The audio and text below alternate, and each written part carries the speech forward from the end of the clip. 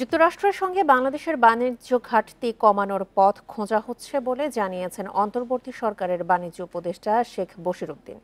মার্কিন সংবাদ মাধ্যম ব্লুমবার্গকে দেয়া এক সাক্ষাৎকারে তিনি জানিয়েছেন, ঘাটতি কমানোর সুযোগগুলো সক্রিয়ভাবে খতিয়ে দেখা হচ্ছে। শুল্কের ধাক্কা সামলাতে ট্রাম্প প্রশাসনের সঙ্গে আলোচনায় বসতে চায় বাংলাদেশ। বাণিজ্য উপদেষ্টা ব্লুমবার্গকে জানিয়েছেন, রপ্তানি পণ্যে ধার্য হওয়া শুল্ক কমাতে বাণিজ্য উদ্বৃত্ত কমানোয় উপায় খুঁজছে বাংলাদেশ। তিনি আরও জানান, এটি এখন আর দ্বিপক্ষীয় বিষয় নয়, বরং বৈশ্বিক অর্থনৈতিক সুনামি হয়ে দাঁড়িয়েছে। বান্ডেল থাকলে প্রতি সেনমানিতে টাকা বাঁচবে। বিকাশ সেনমানি বান্ডেল কিনে জিতুন প্রতি লেনদেনে। ট্রাম্প প্রশাসন যে কয়েকটি দেশের ওপর সর্বোচ্চ হারে শুল্ক আরোপ করেছে, তার মধ্যে বাংলাদেশ অন্যতম।